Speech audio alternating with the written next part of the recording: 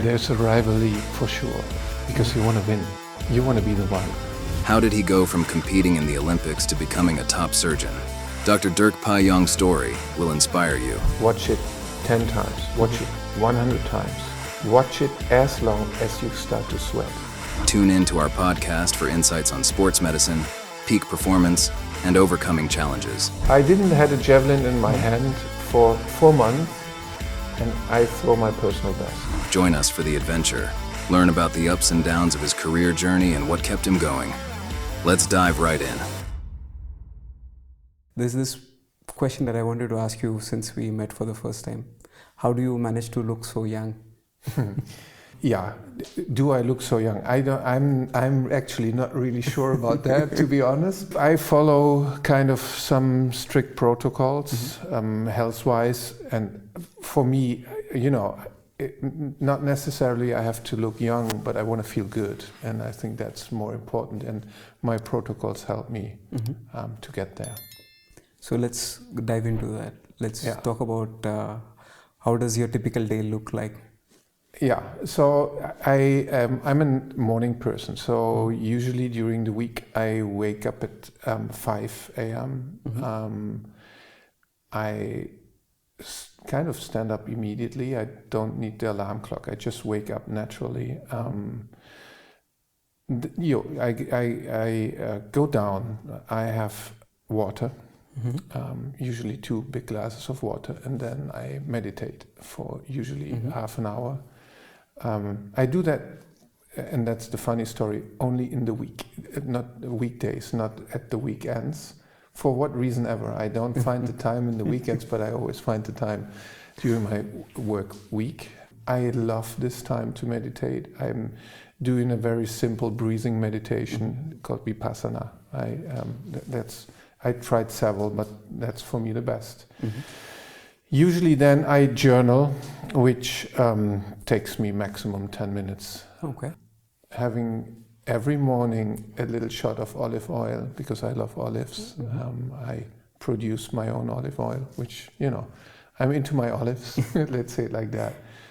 Usually no breakfast. Very strict in supplements, I would say. Not too much, only fish oil, omega-3 and vitamin D. That's it.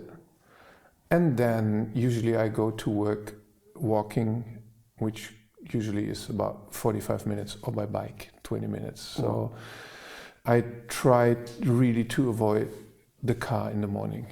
I want really some sunlight. Okay. Sunlight is hard in Germany. Yes. But at least you get, the sunlight is there somewhere. So yeah, that's my morning routine. We work usually from, let's say, around about 7, 2 days a week. It's at 7 o'clock, 3 times it's 8, but usually I'm there around about 7 o'clock. Until 1, then in my lunch break, usually I do sports. I go for a little run, around about an hour and a half, or I go to the gym. And if it's getting more warm, I'm happy on my bike. Wow. Then I have my first meal usually around about 2:30, 2:45, something like that. So other people call it intermittent fasting. So, and then go back to work at 3, and then from 3 to around about 6:30, something like that. Yeah, then going home, and I really do enjoy evenings. I love to cook or to get good food. However, so in the evenings I definitely eat, and I eat a lot. Okay. And I also eat sweets. So I eat. In the evenings I really do eat. I also, at the weekends, I enjoy wine. So I'm not strict or in my diet. I just really eat what I enjoy. But I look for good products. And then usually I love to go to bed early. So I really take care of my sleep. And early means, I would say 40 years ago when my parents told me go to bed, right? I was really annoyed. And now if somebody tells me go to bed at 9:30, I go like, yeah, that's it. I really do love to go to bed early. Yeah. So you mentioned that you don't eat till 2 o'clock, and you're seeing people during this period. Does it help you focus more on what they're saying, or does it make it more challenging?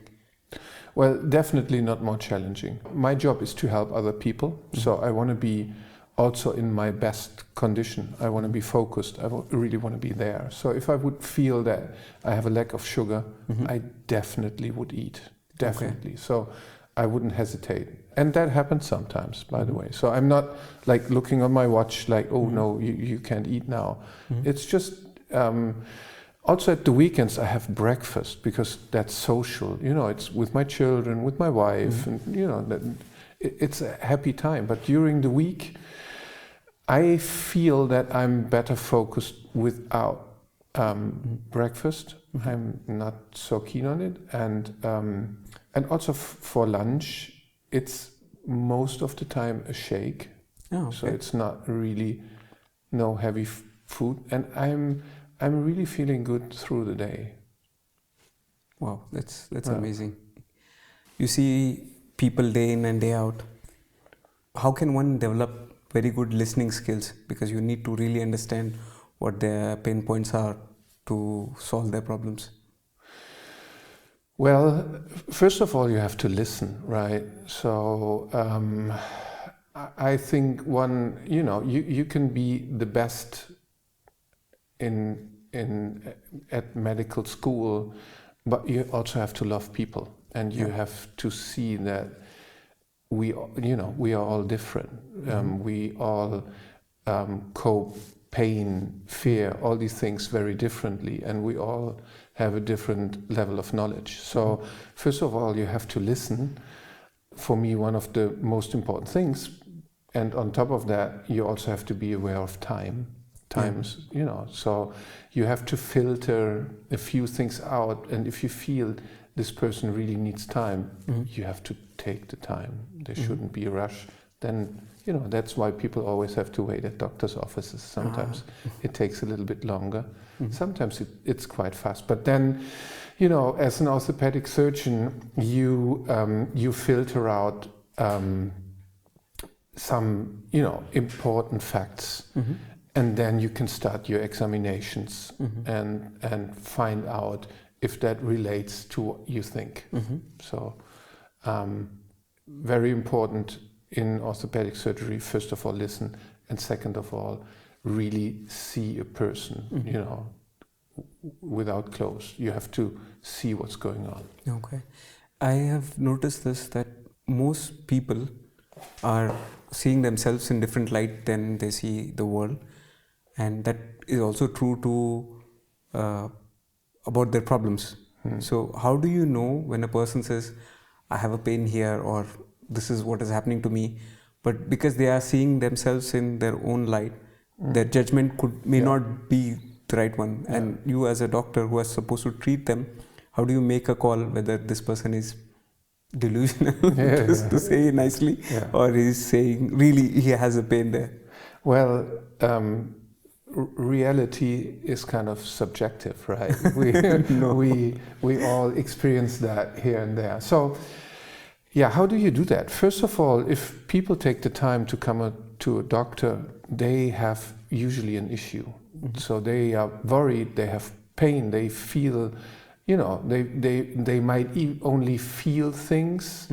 And first of all, you have to take that seriously, because otherwise people wouldn't make the effort to come. And then, we are so different. Some people are kind of disappointed when they don't get treatment. Other people want to know all the options and start slowly. So you also have to find out how severe is the problem the person is telling about. Sometimes you do your examination, you tell them, see, we did this and that, it can't be too serious. Sometimes, people have the fear that something is really wrong, so you suggest them to do, for example, an MRI, just to confirm that things are not that bad. Okay. You just have to deal with different people. Okay. So that's all fine, but do you also have patients who go to Google and find out what symptoms they have and what is the cause and effect, all prepared, and come to you and then say, hey, you know what, this is my understanding, and can you please confirm if it's right or wrong? Is that annoying to you when people come with... No, it's absolutely not annoying. Okay. Absolutely not. I'm completely open for that. And, sometimes they are right. And the machines are getting better, as we all know. So, which is fine. But medicine always needs the human touch, I think. Okay. So, no, it's not annoying at all. What sometimes is difficult, especially for patients, so for my people coming there, they read something what went wrong with other people. Especially, you need a joint replacement or anything like that, and people start to read in the internet and they come, I read horrible stories. And my point then is always that most of the people going through these surgeries, they do very fine afterwards. Okay. Statistically, that's obvious. Do these people put notes in the internet? No, they live their lives. They are happy. They do what they wanted to do. True. The person writing comments about these things in the internet is unhappy. He's sitting there like everything went wrong. Boop, boop, boop. So sometimes people are so worried when they read all this stuff that it takes time to put it in the right picture and to just to go through evidence-based data. Yeah. True. Yeah. And for a layman who doesn't understand the difference between an orthopedic and a regular doctor, can you explain to our audience what is the difference between an orthopedic and a sports orthopedic? Well, I think it's quite close related. I have a strong sports background. We will most probably get there. Sure. So I love sports. You heard that before. I'm doing sports regularly. So after my active career, professional sports, I was a doctor in the track and field team of Germany. So I'm specialized on sports, I would say. Okay. So you go to medical school, you decide to get an orthopedic surgeon, and then on top of that you can focus on sports, which is not at university. It's just an extra curriculum you have to go through. Does that mean that when the human body does train a lot for sports, it has completely different effects on it? Like I'm talking it from a general fear of overdoing a sport can erode your bones or affect it in an adverse way. Is this dumbfounded or is it really? Well, professional sport is not always healthy, to be honest, right? So, and for sure you have more injuries. And we're talking here about professional sports and not about health sports. Very, very important, because I would suggest to everyone go do sports, because the benefits are much, much higher than not doing sports. So, yeah. But if the question was, can professional sports harm the body? The answer is yes, because you first of all have more injuries, and for sure you have a little bit of overuse here and there. Okay. So that's a good segue to understanding how you got into sports and where it led you. Before we get there, I have a question for you related to the sport you were playing. For those of us like me who didn't know decathlon was a sport and not a store, could you explain how the sport is played? Yeah. I did. You mentioned it, professional decathlon, which is a combined event in track and fields. Okay. So it's basically 10 disciplines going through 2 days. Well, should I mention all the disciplines? You want to hear them? The ones which you played? Well, you have to play them, all 10 of them. You can't avoid, because you get points, right? So for every event you get points. So the first day it's 100 meters dash. It's a long jump, shot put, high jump, 400 meters. And then you have a night rest and you do 110-meter hurdles, discus, pole vaulting. Then you do javelin and 1,500 meters at the end. Yeah, beautiful. And how many years did you train to? Well, I used to play soccer, and somebody fouled me, and I got a broken leg, and that's how I ended up with track and field. Because after that, I had difficulties to tackle in the beginning, and then somebody saw me running and said, "You want to come to track and field?" And that's it happened by accident, kind of. And in my youth, childhood and youth, I would say I was. We should interview one of my old teachers. I was an active child. I couldn't sit. I was really like full of energy. I was running non-stop. So when somebody asked me, "Get this in there," I stood up and run. I didn't walk. I was, I just naturally run. That's how it happened. And then, my coaches and we found out that it's not only running, it's also throwing and jumping. And then you slowly start a career. Okay. And I find, to be honest, decathlon is just a beautiful event, because it's not only that you have to do very different things and get it all combined to be good at the end. So it doesn't matter when you're the fastest runner, but you can't jump. You just have to get it all together. It's also that you, in every decathlon, you have a downside. So you think you trained everything so well, and then all by a sudden the shot put does not work the way you want it to work. And psychologically, your dopamine most probably is dropping down, but you have to get up, because there's the next event and you want to score, and everyone has that. So yeah, it's a beautiful event, I have to say. But at the end of it, if you have not achieved the results that you wanted to, does it push you into a sort of depression or Well, I sadness? would say that's life, huh? I mean, for sure, if you work for a goal and you don't get your goal, and you prepared it well, you're disappointed. But I think that's the story of sports, right? It can be more than, it's the story of life, but sports brings it to in a very short sequence. So it's really depending on how you take things. And when, first of all, you have to find out why it did not work out, and then you have two options: leave it or work on it. True. In a usual sport, the time period that you put in to the sport is quite limited. Might be 90 minutes or at best a couple of hours. But in this sport, it is 2 days. So how do you keep on, like if you missed one thing in between, one sport has not gone according to your wishes, how do you keep up in the next one? Because that needs complete mind tricks to tell yourself you have to keep on going, even though when you know already that you have not won. So, well, first of all, you always need a team around you.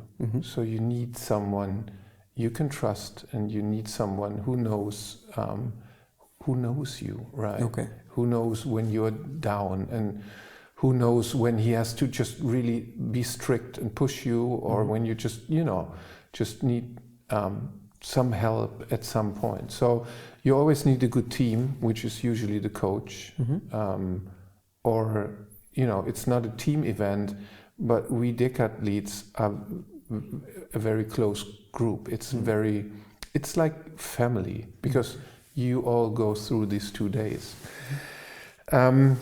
You train a lot. If you do these kind of sports, you really have to train a lot if you want to get to a good level, which means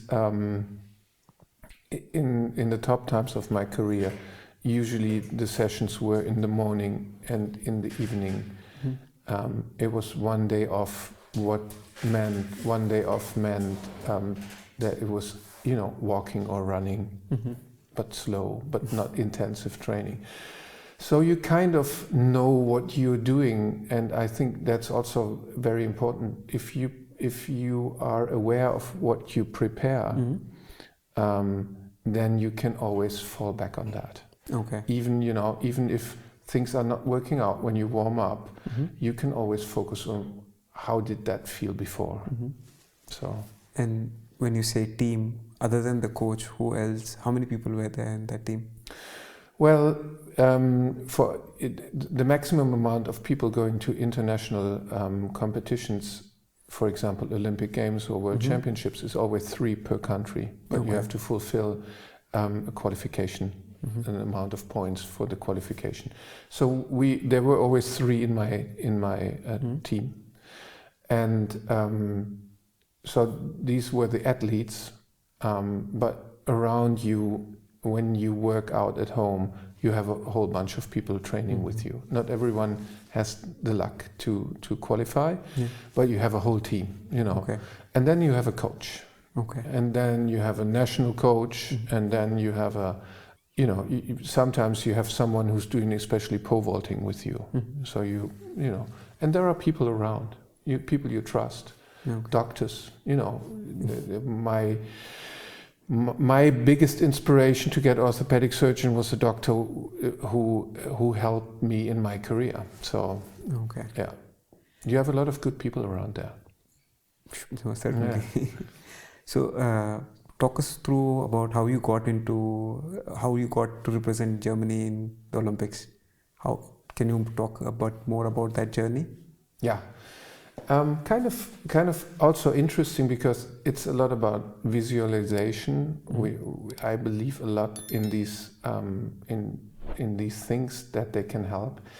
So I started track and field when I was 15, 16, and then you feel that it can get better and improve.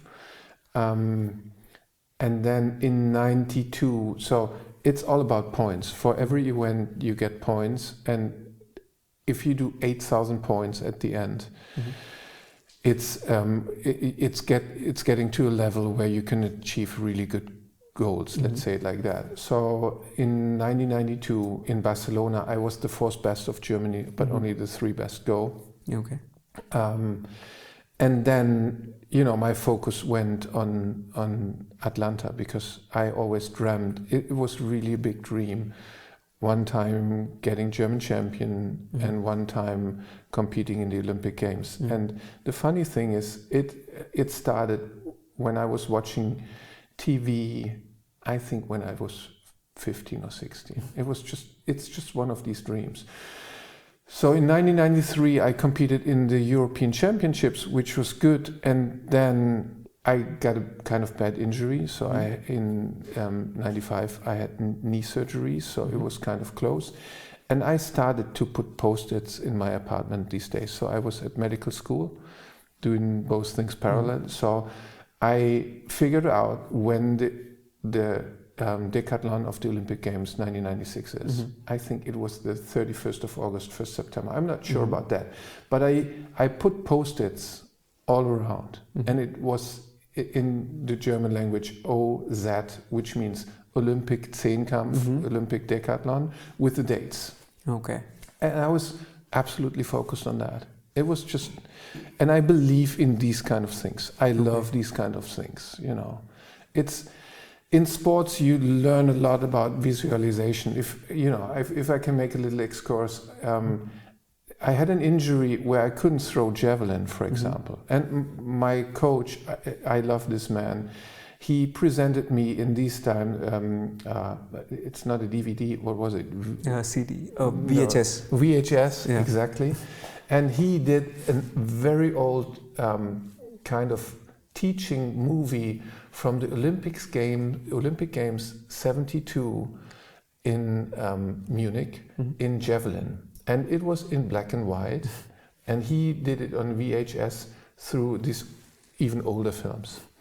And he said, watch that and watch it 10 times, watch it 100 times, watch it as long as you start to sweat. And I thought, he's nuts. I was young, I start to watch it. And then, you get into that and you start to, you close your eyes in the evenings when you watch this 100 times, in slow motion, black and white, from the side, from the back, from the front, like all these movements. You close your eyes, you see this guy. And at one point, you start to sweat. So anyways, I didn't have a javelin in my hand for 4 months, and I had a qualification competition, and I throw my personal best. Wow. And it's, I strongly believe in these things. Visualize things, be aware of your goals, don't forget your goals. And sometimes you need help with post-it, because in the daily routines you might forget your goals, but believe in your goals. Wow, that's a powerful message. Yeah. So before this, we were talking about how you were in a team of 3, top 3 to compete, to qualify for Olympics.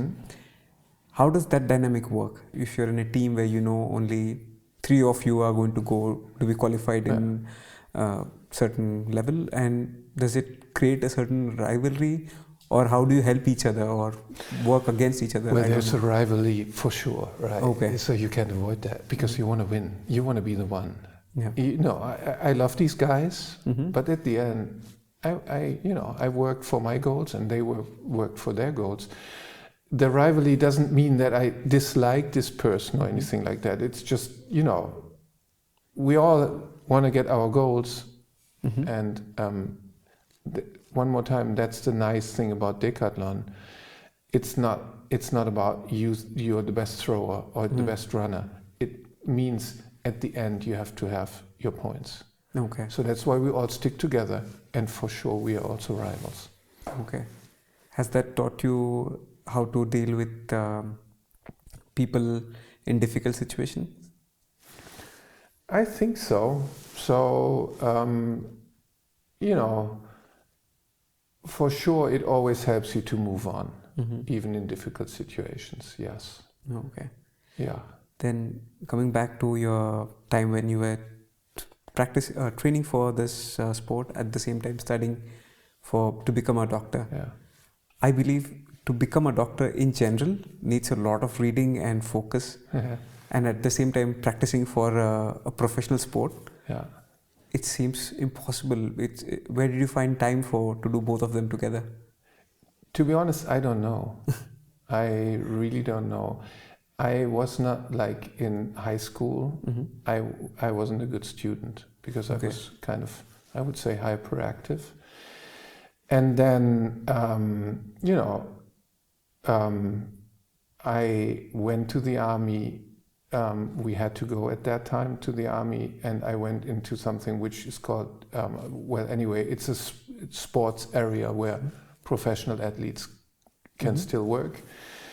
And I was wondering what to do with my life, So in my family, no one's a doctor, and so I had some times before I went to medical school to watch also different things. At the end, it was like, am I doing law or am I doing medicine? And I also, because of sports, I decided for medicine. And the moment I decided that, I was much more focused. And the moment I decided that, also my sports career made a twist into more professionality. And if you want to do that, you really have to be organized. Otherwise, you can't do that. If you ask me how I get all my exams together, I really don't know exactly. I had also there a very good social network. So because, sometimes I was working out, training, and the guy called me and said, listen, they called you, you have to be here. So I went there in my sports dress, like, I'm here.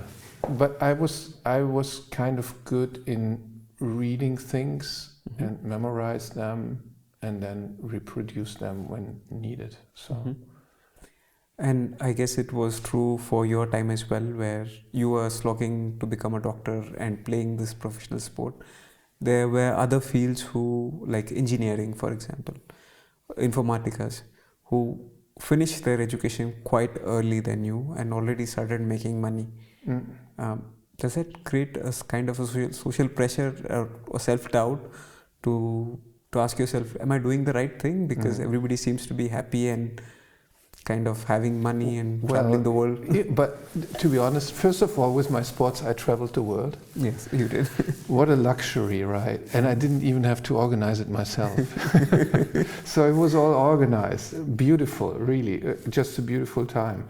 Then, in this age, it's also nice to go to university and meet people, and I also think you should do what you love. And if you decide, I want to do that, I think 2 years, they don't matter. Really not. And on top of that, maybe I'm not typical in that case because I didn't get rich with sports, but I could finance my studies with that. I could finance to go to school, to medical school. Okay. Before this interview, in another conversation, you mentioned to me that there was a time in your life when you gained a lot of weight and reduced. If you can share with us what led to that weight gain and how did you overcome that challenge? Yeah, I mean, after 96, I continued doing decathlon, and my dream was to compete in the next Olympics in 2000, which were in Sydney. And short before the qualification, I had a torn muscle. So, and I knew that was kind of the end of my sports career. And I was really frustrated about that because I kind of worked this 4 years only, just to qualify, to get to this event. And that's, I think, the hard part of an individual sport. If you get an injury, you're just out. There's not a team that supports you, or you have the time to let it heal and then do it all over again because you can't do that much. So that was really deeply frustrating. And I did a lot of mistakes in that time. So I decided to stop sports, but still eat the same amount of things. So, which was yummy. And most probably on top of that, I didn't look at the quality of the food. So it was more, you do all these things you try to avoid when you're professional. So you have your junk food, you have chips, you do all these kind of things which are just not smart. Yeah, and I gained almost 60 pounds. Wow. So 30 kilos in this period. And I didn't feel good. I noticed it when my children were still young, so we went to a children's doctor, and he put him on a scale, and the boy was 16 kilos or something like that. I don't know. And afterwards we went to a pharmacy, and there was a scale. I went on the scale, and it was just it was horrible. And I thought, that's wrong. That can't be. So I put the child on again, and it was still 16. So I knew something has to happen. And then when, I tried to switch that, and that was just the next big mistake, because I was working in a hospital. I had 3 little boys at home, and I pushed my career on the medical side, and because I didn't want to have so much weight, I decided I will do intensive sports again. And I kind of started, I thought I can start where I stopped, which brought me, I think, to the only pneumonia I ever had in my life. So I overdid without preparing, kind of. And then, then I decided, okay, you have to do things differently. And I started to write down what amount of movement is good for me. I started to write down, what are you eating? I started to write down, what is your amount of sleep? I just, I just got kind of nerdy in my daily routines. And when was this? Which year? That must have been most probably 2002, 2004, something like that, around about that time. Before the era of apps and everything, so it Exactly. was really, Exactly. it takes, discipline to do those things. Yeah, but I was never kind of, we didn't have that smartphones these times where you can write it. No, I wrote down things. I believe in writing, I really do believe in handwriting. Also about sports, right? So in my career, I wrote down,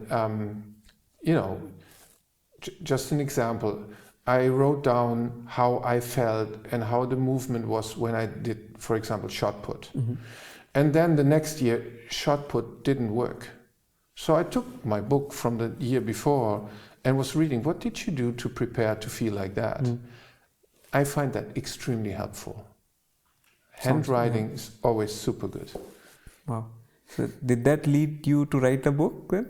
No, the book was also really by accident, by chance, because I used to do speeches in companies, business companies, about decathlon, because I think it's the best example you can have also for companies, right? You have very, very different things. It's like sales and controlling, shot put and 100 meters dash for me is like sales and controllers, and you have all these conflicts. So how do you manage to get it all together? So I held these speeches. Then I decided to bring in also examples of where I completely failed. What did I do wrong?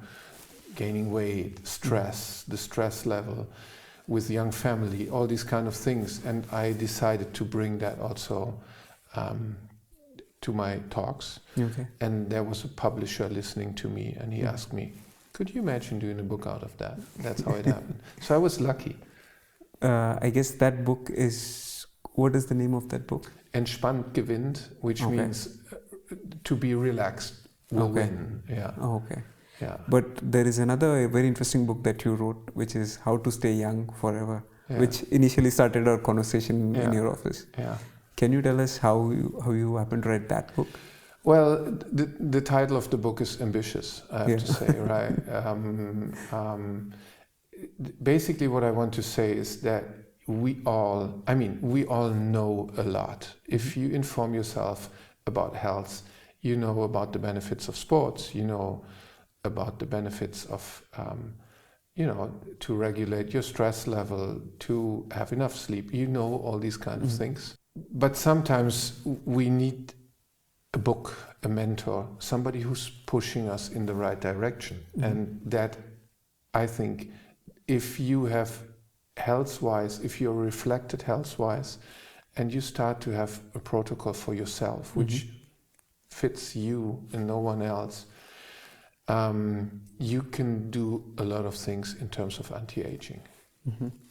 But how do people find that fit for themselves? Do you have any tips for them? Well, get my book. No, it's that's in German language, which for an international audience is kind of difficult. No,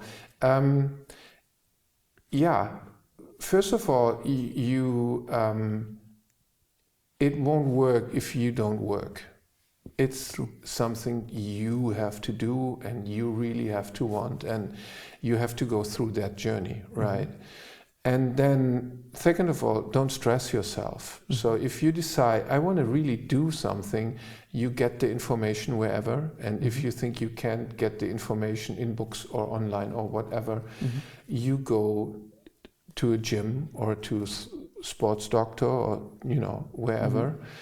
You should always go to a doctor before starting sports, but you will find someone. And there are so many things you can do. It's not about all running or biking or, I'm not pole vaulting anymore. And I'm not stressing my body only if I want to. It should be fun. But now the problem is not on the side of information scarcity. There is abundance of information, and everything and everyone says so many things. It becomes extremely hard to decide, okay, should I run or how should I approach this?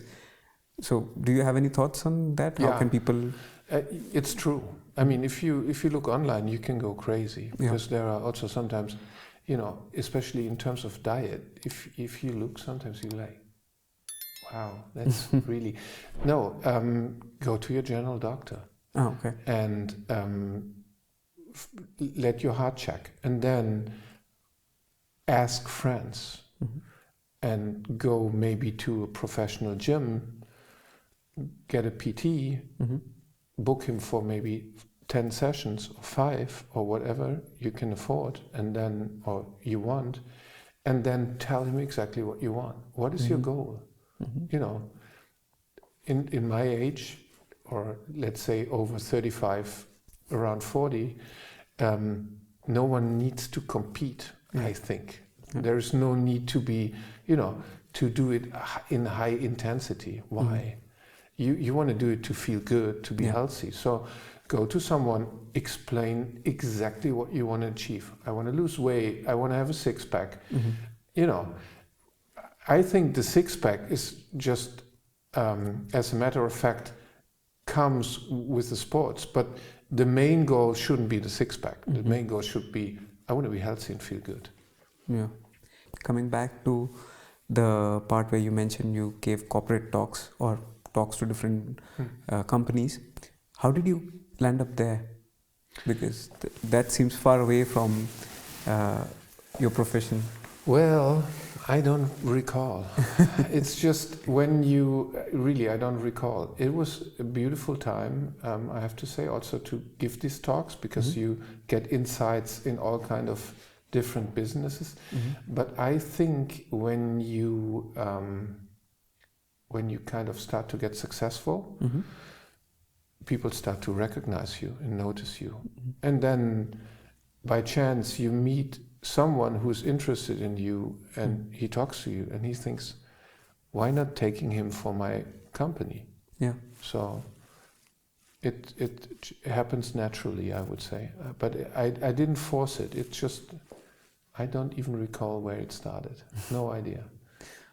You have done a wide variety of things, like being in sports, being a doctor, and public speaking. Also many other things, like writing a book.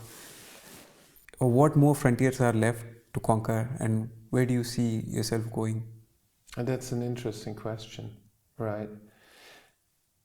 And the funny thing is that it goes back to sports. Okay. Because I believe that if you do these kind of professional sports, or if you get in this age professional in music, it builds up the whole architecture of your body and your mind. That's what I really do believe. So my challenges, so where do I want to go? First of all, to be honest, I want to be a good father. Okay. That's, I really do love my boys, and they are all on school. One is doing medical school now. And you never stop being a parent, right? Yeah. If you ask me professional-wise, first of all, I want to stay fit. I do kind of 6-7 days a week my sports. Also interesting. You can. I'm going somewhere else, but I never leave my office during the work days before I've done at least 150 push-ups. Wow.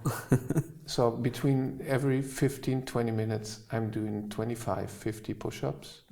So through the whole day, it counts up. Anyways, where do I want to go? I guess I can't imagine myself stop working. If you ask me how I want to work, I would love to be, maybe in 10 years, 5-10 years, I would love to be able to work also from different places. So not based only, because as a doctor with your own office, you're based at one place. People come to your place. And I could imagine myself working kind of from different places. I love to travel. On that note, what do you think about this whole revolution of generative AI and the new wave of technologies where people have been cloned and they have been used to perform different things. To be more precise, do you see yourself in a future where all your knowledge, your touch of treating a patient is been somehow replicated in a bot, and that is talking to people on your behalf in different places? Like you want to be in different location, but what if you could be in all locations at the same time? Have you thought about this? Well, yeah, sure. Westworld, huh? Brave new world. Anyways, no, this year, beginning of this year, there was a course, online course, MIT, about AI in medical healthcare. I was really investigating if that is something for me, but it turns out that it was more on the, I think more on the organization side. No one could tell me exactly. I believe that AI is strong. And I think that it's very helpful for doctors, very, very helpful. Because if you put all the knowledge together and really, sometimes you have things where you just don't know, right? AI will help us with that. So I love that, and I'm really investigating on putting more effort in that because, very important step for the future. But when it gets to the human touch, I think it's important. Get maybe the knowledge, or with the help of AI, get the right diagnosis, but then it needs the human touch. So if you go a step further, if you think of, well, what if we get to a point where we don't know if this something in front of us is human or not human, I think we should be really careful with that. I think it's very important that we always are aware if a machine is talking to us or a real human. Let me dive a bit more deeper into that. Let's say, like right now you have ChatGPT, right? Instead of that, we have Dr. Dirk as a bot who I can ask anytime, hey, my arm hurts or my leg hurts, and it gives me really great answers because it's based on your knowledge. And people go on the internet and write a review. Dr. Dirk, he's fantastic. He solved all my problems. Does that give you some sort of imposter syndrome that, okay, it's based on my knowledge, but it's not really me? I think to get the best knowledge together and put it in a machine, but it always has to be proven, right? If we see ChatGPT now, it writes beautiful essays about everything, but you have to check, because if you look up ChatGPT, Dirk Pajonk, it might bring out the doctor or the decathlon, but sometimes it brings somebody completely different out. So, no, it's strong. AI is strong in every sense, because one more time, if you get everything we humans know and you give in symptoms and you find the right answer, that's brilliant. But to bring this answer from the machine to a human, I think it needs also a human. Why is that? Because medicine is a lot about empathy. You don't do a due diligence. It's not technical. You have somebody who has emotion. ChatGPT has no emotion. If you ask ChatGPT, do you have emotion? It will answer no. The same will be with a bot telling you a diagnosis. But it's always related to emotions. And I think, what makes us unique is to be conscious, to be warm, to have empathy, to support. And I strongly believe that no machine, hard to answer, but what is consciousness? Anyways, I think especially in medicine, it's very important to feel this, this emotion empathy and warmth. So what would you advise somebody who is just starting in the medical field, especially being an orthopedic? How do they be more empathetic, or how do they overcome this fear of technology right now? Because they see around them they're working really hard, but are not very certain about when they go and practice, they will not be replaced by machines. What do you have to say to them? Well, fear of technology does not help anyways. I think we should reflect what the technology is doing, but we should be open to try it out, because it usually it's helpful. Usually what we do as scientists also is helpful. So the technology is there to help us, and it's not a threat, I think. And so far what I know is still there has to be someone who is ruling the technology, and that will be a medical doctor. I'm pretty sure about that. And as I said, I think as long as we are dealing with from human to human, we should have the empathy, and we should be aware that our job is about dealing with other humans, which might have a different background, but still are there because they have pain, fear, whatever, and we are the ones who should deal with that. Okay. And everyone who's going to medical school should be aware of that. And the last question is, what role does family play in one's career, and how do you find the balance between hobbies, family, and aspirational career? Well, I think you see me smiling because I love my family. I love my wife, and as I said, I love my boys. They are the joy of my life. That's how it is. I would say family first. If somebody needs you, you have to be there for them.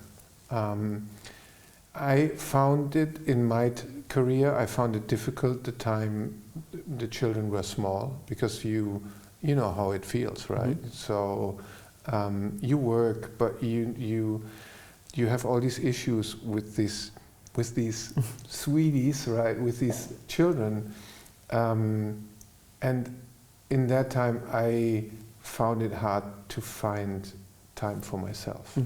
I think it's an extreme challenge. So how do you do that?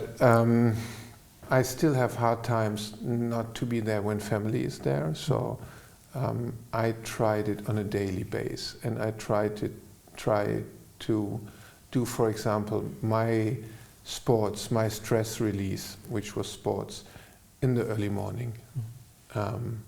But I always tried to be there for at least the dinner together. I find that extremely important. How do you do that? You have to compromise, right? You have to find the right balance, and you have to, you have to figure that out with your partner. Thank you. Those are really nice and wise words that we hope to learn something from that. Thanks a lot for coming on the podcast. It was a pleasure talking to you. It was a pleasure for me. Thank you so much. Thank you.